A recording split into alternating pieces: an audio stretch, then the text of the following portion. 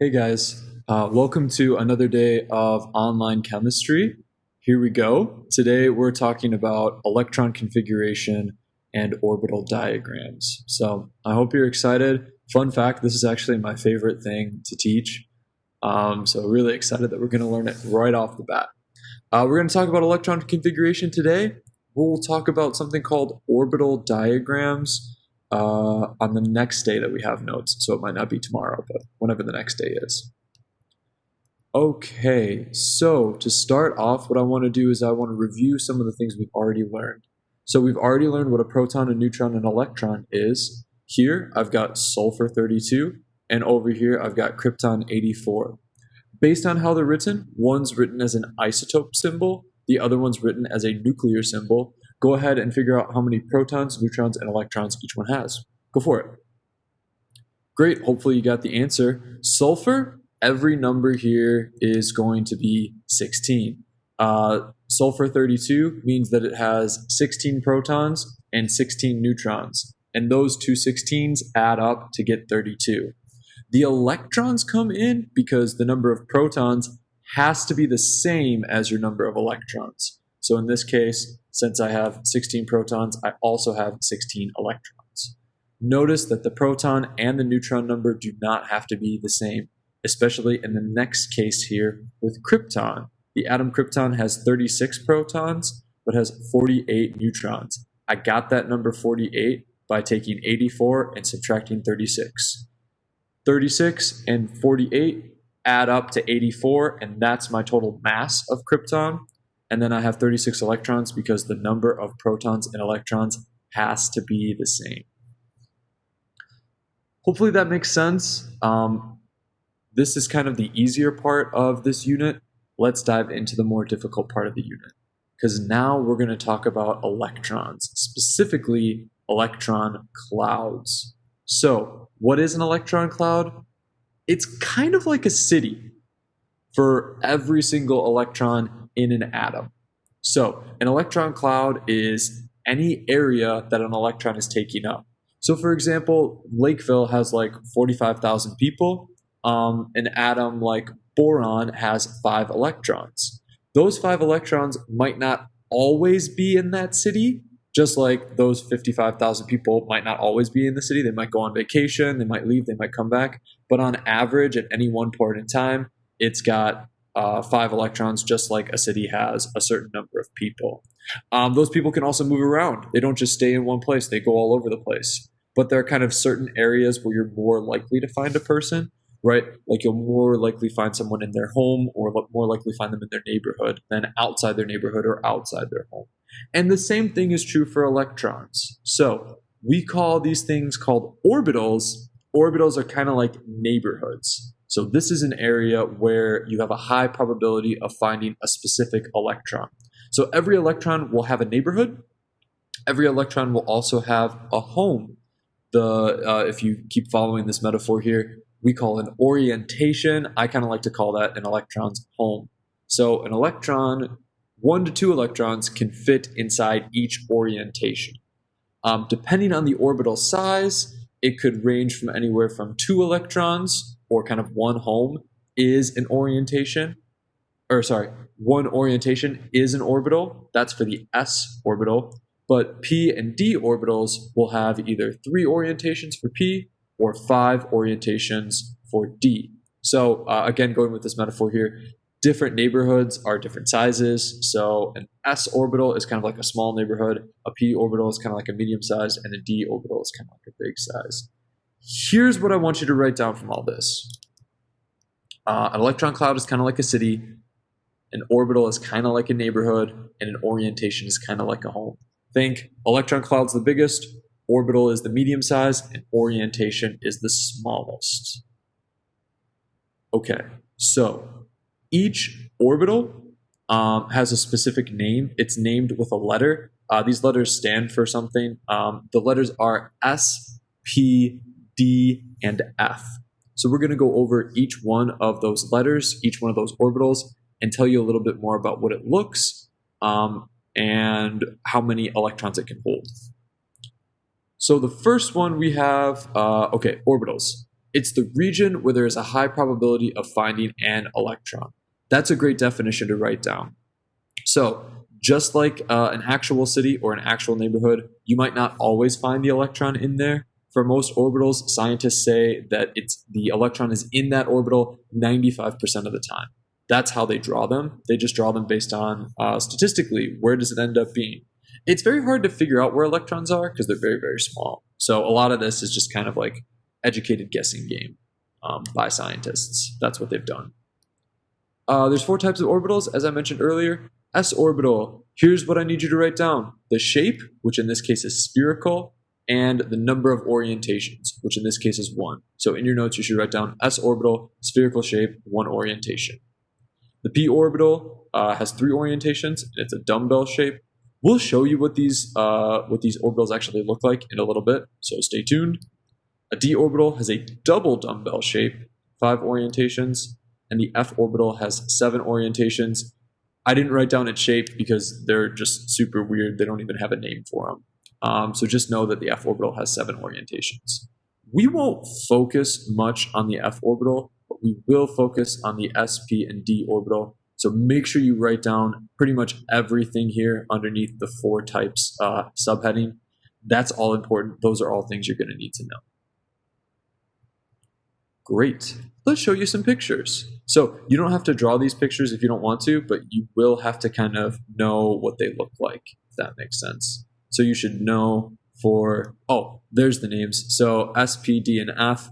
S stands for sharp, P stands for principal, D stands for diffuse, F stands for fundamental. You don't need to know that, but it is a fun fact. So that's where they got the letters from, if you were wondering. Here's an S orbital. It looks like a sphere. That's what it looks like. And the key here, what I want you to add to your notes about S orbitals, is that an S orbital only has 1 orientation. When we draw orbital diagrams, you'll have to make sure that you draw 1 box and know that 1 box can only fit 2 electrons max. You could also have a box fit 1 electron. And we'll talk about this more in a bit. A p orbital, here I'm showing you the 3 different orbitals. You see pz, px, and py. So this all is 1 orbital, but those are 3 different orientations. 1p you have going up and down, 1 you have coming forward and backward, and the other one you have going side to side. So those are 3 different orientations in the way they're oriented. So each one of these orientations can fit 2 electrons. So that's 2, 4, 6 total electrons. So think 3 orientations or 3 boxes, and inside those boxes you can fit a maximum of 6 electrons. Minimum of 1, maximum of 6, right? Cool. Moving on here, we have the d orbital. These orbitals now start to look a little bit funky. They kind of look like 4 eggs together. We call them double dumbbells. That's where we got the name from. You'll notice, though, that there are 5 different orientations. You have dz squared. By the way, you won't have to know what the little subscript here is, the z squared part. You just need to know that there's 5 orientations and that they can fit a maximum of 10 electrons. That's what's important here. And then when we draw the orbital diagrams, know that you need to have 5 boxes. So pause the video, write that down. Up next here, now we have f orbitals, like I have written here. We won't talk about them, but just know that it does get more complicated. And then you can see the crazy math over here that they're doing. They've got y cubed minus 3yx squared and other crazy stuff like that. How they figured what all these orientations look like involves a ton of really complicated calculus. This is high school chemistry. We're not going to get into it, but just know that there's a lot of stuff that we're going to kind of dumb down. So some explanations are, it is what it is. And I can go into more detail if you want, but it requires a lot of math that even I'm not really sure I understand super well. So for now, just know that there's 7 f orbitals and they look weird, right? 7 orientations, which means 7 boxes. And then if you can fit 2 electrons per box, total of 14 electrons. Cool. Okay, now what I want to do is show you my PowerPoint version of kind of what an electron cloud looks like. So remember how I said that an electron cloud is made up of orientations, or it's like a city and you have orientation neighborhoods? this is kind of my hope to kind of show you what it looks like. Now, this PowerPoint drawing is not in 3D. It's kind of in 3D. These orbitals would be in 3D, so imagine them kind of popping out from your screen as we go. And I'm using scandium as an example. This is its electron configuration down below, which is something that you're going to need to know how to do by the end of the hour. This looks really intimidating. This 1s2, 2s2, 2p6 stuff looks really intimidating, but as you get comfortable with it, it'll be a breeze. As long as you have your periodic table with you, you'll be good to go. Okay, so electron cloud time. Let me show you. This is what an electron cloud looks like on the surface. It's just a sphere, right? I mean, in this case, it's a circle, but 3D, it's a sphere. Now, inside of it, you've got a whole bunch of stuff going on. So the first thing you have is you have your nucleus. This is where your protons and your neutrons hang out. No electrons are in here. Now, the area that we found the first two electrons to be, that's what we call our 1s orbital. So this is our first s orbital. 2 electrons can live in here because s orbitals can fit a maximum of 2. And this is kind of about as far away from the nucleus as they get. So they're very, very compact. After 1s, we have 2s. So there's 2 electrons that stay in here. Because the area is a little bit bigger, we say that they're higher energy, meaning that these electrons in here would have to move faster to cover a greater amount of space while still being in like the same amount of electrons, if that makes sense. After 2s, we have 2p. So with 2p, these are the 3 different orbitals that they look like. And remember, one of them should be side to side, one of them should be up and down. And then for the Z one, I tried to make it kind of come backwards and forwards towards you. So I tried to do this in 3D. It doesn't really work, but that was my best attempt. So each one of these each one of this individual P thing has an electron in it. So all told, we have 6 electrons in the P orbital because it's got 3 different orientations. So 6 electrons here. And notice now that they're getting even further away from that center nucleus. So the further away you get from the center nucleus, the higher energy you have. Then we've got 3s.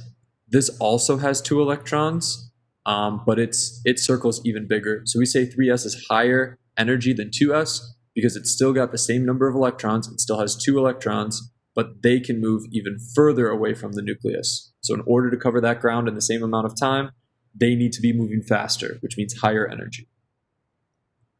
Next, we have 3p. 3p is a lot like 2p in the sense that we can fit a total of 6 electrons in here. And it's also kind of like 3s versus 2s. 2p versus 3p. 3p is going to be a little bit bigger, which means same amount of electrons, right? 6 total, but now they're occupying more space, so they have to move faster. Then we've got 4s, same thing, only has 2 electrons, moving faster to occupy more space. Now we have the D block, and actually, instead of saying 4D, this should say 3D. I messed that up. I was going to change that, forgot to change that. So let's just go ahead and scribble on this. We're going to write that this should be 3D. This is one of the orientations. Remember, they kind of look like eggs, and there's 5 of them. So here's the second one. Again, this should say 3D. Here's the third one. Again, this should say 3D. The fourth one's over here, 3D. And then the last one is over here. These d orbitals are really messy to look at, so sorry about that.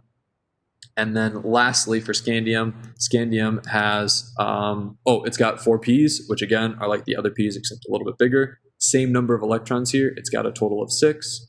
Really quickly, just going back here, since I have 5 different d orbital or orientations, each orientation can fit 2 electrons. So the whole orbital, all 5 of those orientations can fit 10 electrons, which in scandium's case, the atom we're looking at, that's how many electrons in the d orbital it has. It has 10 electrons there.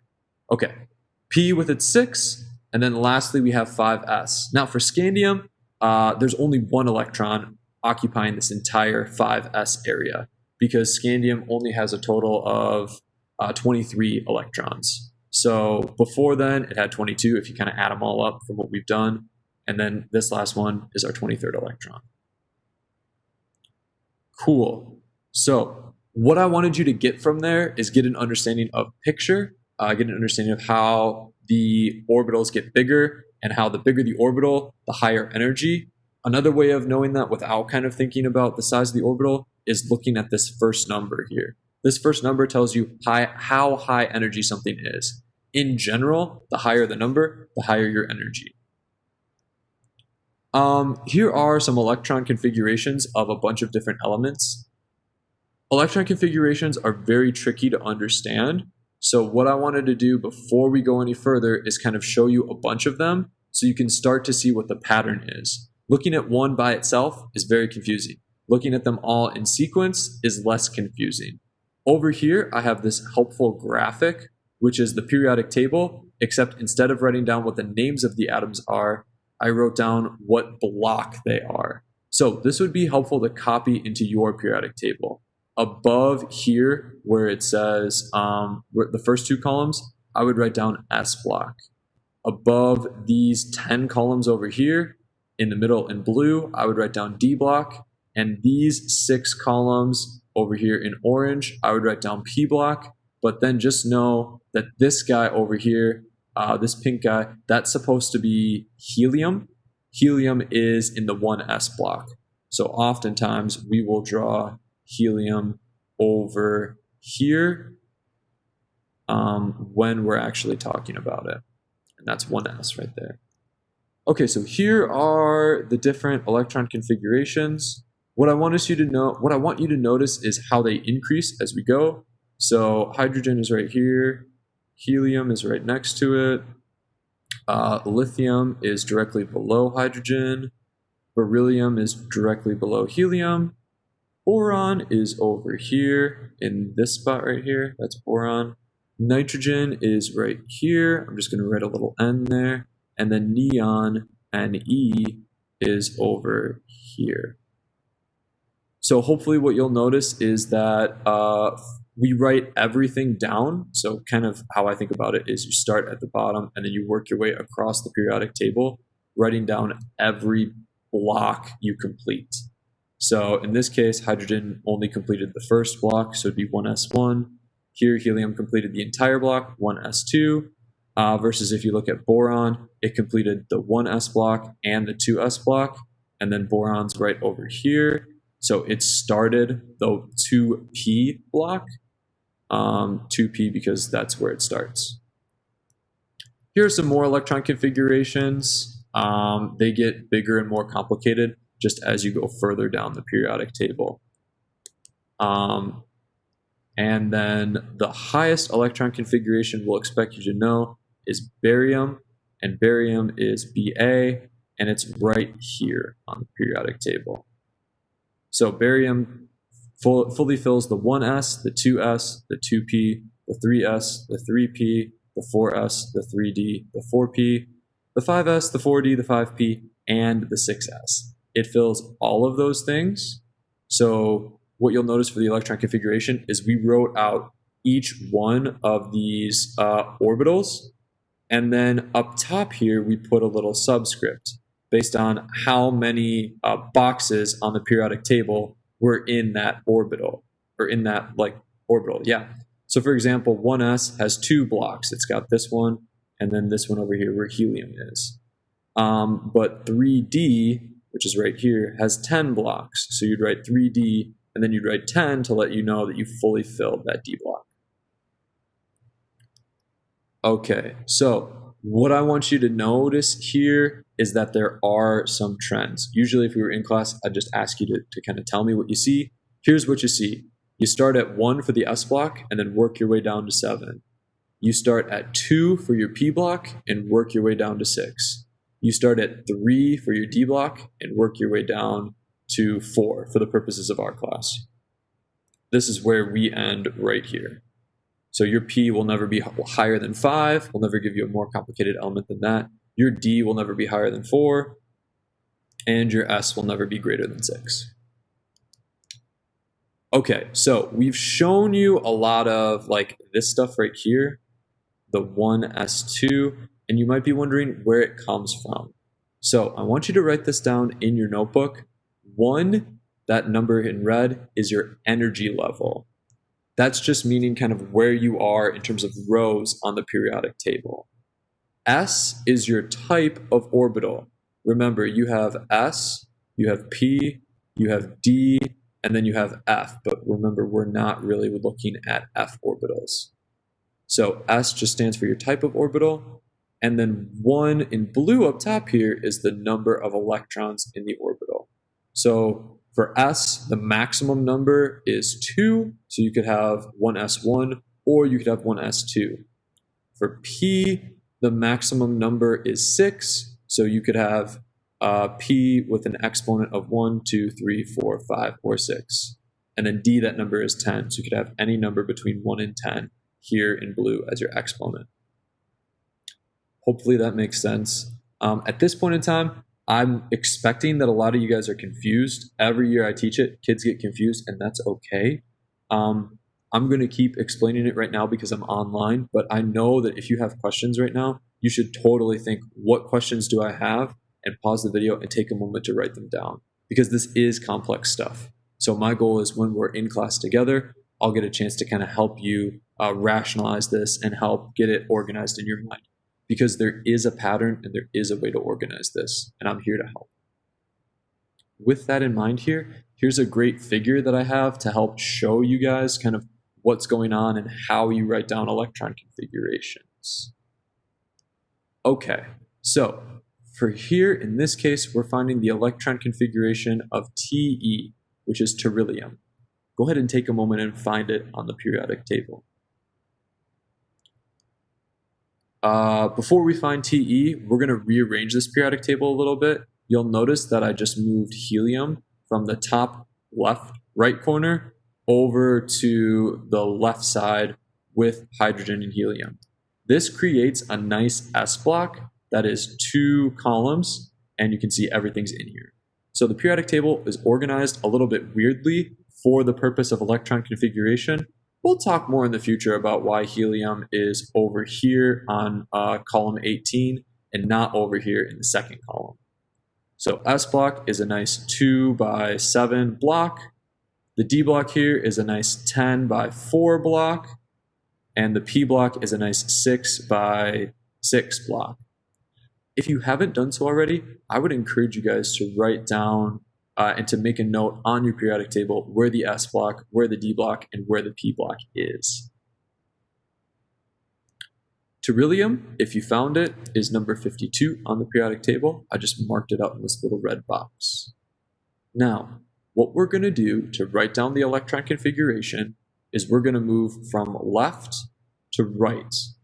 And every time we complete a block in a given row, we're going to write down what the maximum number was. So in this case here, this first block is the 1s block, and we were able to fit a maximum of 2 electrons in there, or 2 boxes. So I'm going to write down on my paper 1s2, and that's going to be the first part of my electron configuration. What you'll notice here is that there's a bunch more blue blocks I have to fill in. Now, instead of writing 1s2 and then writing 2s2, well, actually, I am going to write 2s2 next. So after 1s2, I go across. There's nothing else in this first row. So now I'm down to the second row, which is 2s2. I filled the 2s2 block, so I write 2s2 down. Now, instead of going directly to 3s2, I have to go all the way across here. So I'm reading left to right, just like I would a piece of paper or like a book. This is the P block. P starts with 2. Remember, it starts with 1s, then it goes to 2p, and then D start with 3. So I fill this P block full. All 6 boxes are filled. So I write 2p6. Moving forward, 3s2 gets totally filled. So I write 3s2. Over here, 3p gets fully filled. So that's 3p6. Next, I've got 4s2 over here. Then this entire D block gets filled. So remember, D's start with 3. So it's 3d10. You might be wondering, why isn't this 4d10? This whole entire row is supposed to be 4, right? Unfortunately, D blocks are a little bit weird. It's one of the many exceptions that exist in the world of electron configuration. If D blocks are a little bit weird is not a sufficient answer, don't worry, I have one. Just to be fair, it does involve a little bit of quantum mechanics. The way I rationalize it, and this isn't like in any way scientific, is that S starts with 1 because it's kind of like the first thing. P starts with 2 because it's kind of like the second orbital we talk about. And D's always start with 3 because it's the third orbital we talk about. Anyways, moving forward here, after 3p6, we have 4p6. So notice how I'm writing them down on the bottom here in order from going from top to bottom, left to right. Or left to right first and then top to bottom. After 4p6, we're over here. That's 5s2. Then we start down here. After 3d10 is 4d10. 10 because we fully filled it in, all 10 of these boxes. And now we're finally at the end. We made it.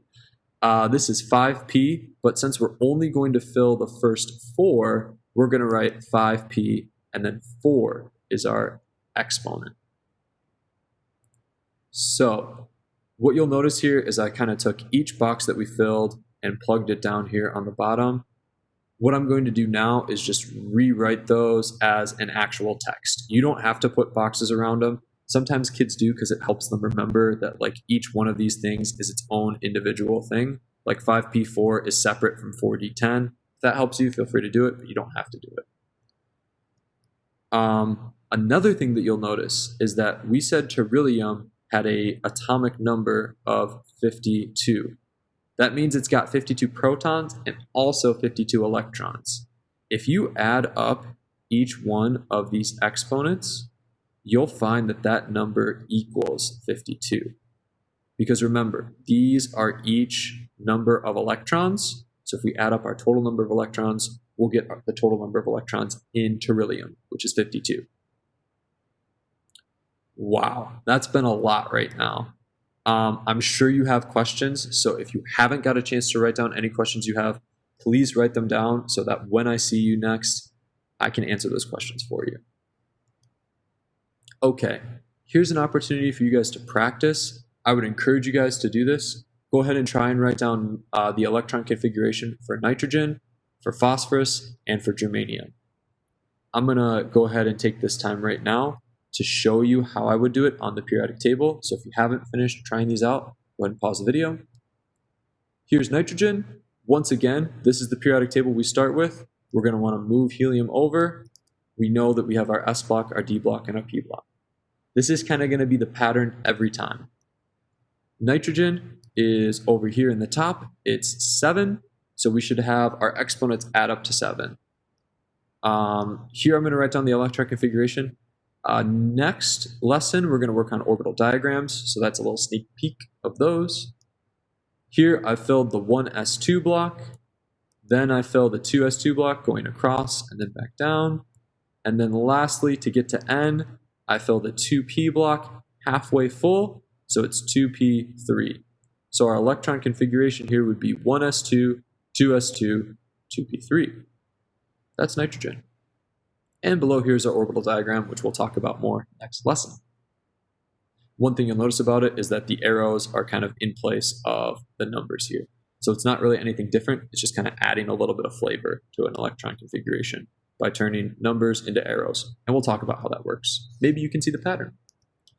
Okay, phosphorus is up next. Same thing. Move helium over so that we have a nice 2x7 P block.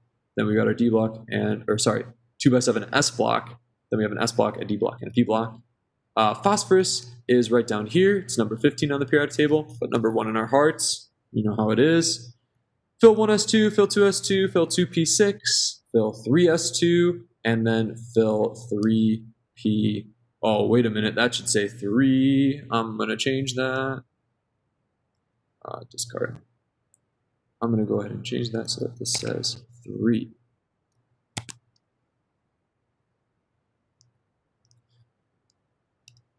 Okay, so next one we're going to work on is phosphorus. Move hydrogen over. Now we have an S block, a D block, and a P block. This S block is a nice 2x7 now. We're going for phosphorus. Phosphorus is number 15 on the periodic table, but number 1 in our hearts. So starting here, we fill the 1s, then the 2s, then the 2p, then the 3s, and then finally we have 3p3 because we only filled the first 3 boxes. Writing that down, it's going to be 1s2, 2s2, 2p6, 3s2, 3p3. That's our electron configuration there. Below here is the orbital diagram where I'm turning the exponents into arrows. Again, we'll learn that more tomorrow. Okay, lastly we have germanium. Germanium is number 32. Notice how I moved the helium once again. 1s2, 2s2, 2p6, 3s2, 3p6. Then we have 4s2. And then hopefully you wrote down here that it's 3d10, not 4d10, 3d10. And then lastly, for this 4p, we only fill in 2 of the boxes, so it's 4p2. So our final electron configuration, 1s2, 2s2, 2p6, 3s2, 3p6, 4s2, 3d10, 4p2. Hopefully at this point you can kind of see how these electron configurations work.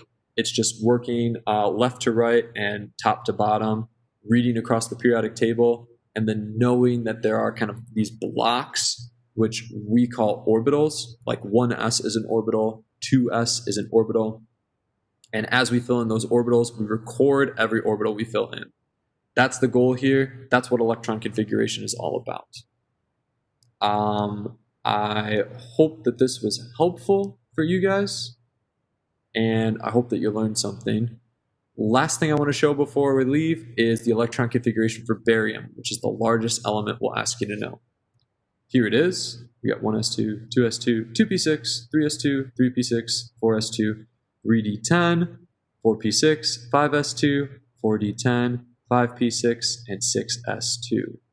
So you might want to write this down, because hopefully what you've noticed is that if you take barium's electron configuration and clip it down to just 1s2, 2s2, 2p6, that's the electron configuration for the element right here. And you could do this at any point in time with barium, is just take this giant electron configuration and shrink it however much you need until you find the element that you're actually looking for. So if you memorize barium's electron configuration, all you have to do then is shorten it and then make sure at the very least that the exponents here add up to the atomic number of whatever you're looking for. So let's say you're looking for the atomic number of argon, which is right over here. It would end in 3p6. So then you could just take everything after 3p6, get rid of it, and then just write down 1s2, 2s2, 2p6, 3s2, 3p6. And that's all. You don't have to write down the rest of it, because that's beyond argon. Hopefully that helps. Hopefully that's kind of like a little tip and trick that'll help you save some time on homework and stuff. But that's all I've got for you guys today. Thank you so much for watching, and take care. Goodbye.